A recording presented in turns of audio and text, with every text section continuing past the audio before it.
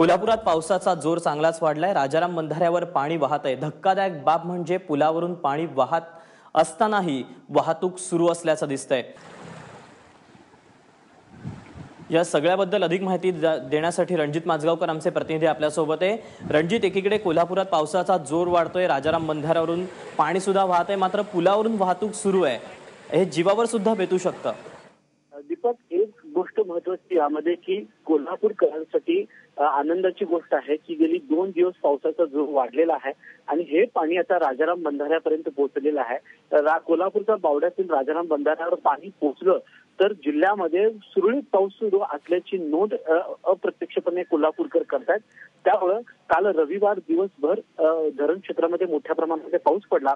ज्या पावसाचं पाणी अनेक नद्यांमध्ये वाहून पंचगंगे मार्फत हे राजाराम बंधाऱ्यातून पुढे गेलेलं आहे। आज सकाळपासून राजाराम बंधाऱ्यावर पाणी आलेलं आहे। साधारण 17 फूट बंधाऱ्याची उंची वाढलेली आहे, पाण्याची पातळी वाढलेली आहे। पण याच्या शेजारी जे वडणगे निगवे ही जी गावं आहेत, या गावातून दररोज वाहतूक करणारी काही लोक आपल्या कामांसाठी कोल्हापुरात या बंधाऱ्यावर येत असतात। आज अचानक पाणी वाढल्यामुळे काहींनी हे धाडस केलं की पाण्यातून आपल्या टू व्हीलर्स घेऊन कोल्हापूर प्रवेश करण्याचा। मात्र धरण क्षेत्रामध्ये असाच जोरदार पाऊस चालू झाला तर पातळी वाढणार आणि याची वाहतूक बंद होणार आहे। वाहन चालकांनी खरं दक्षता घ्यायला पाहिजे, या संदर्भात त्यांना सूचना सुद्धा तिथं देण्यात आलेल्या आहेत। मात्र काही हौशी मुलं आहेत, काही लोक आहेत, ते मात्र अशा पद्धतीचं स्टंट नेहमी या परिसरात करत दिसतात।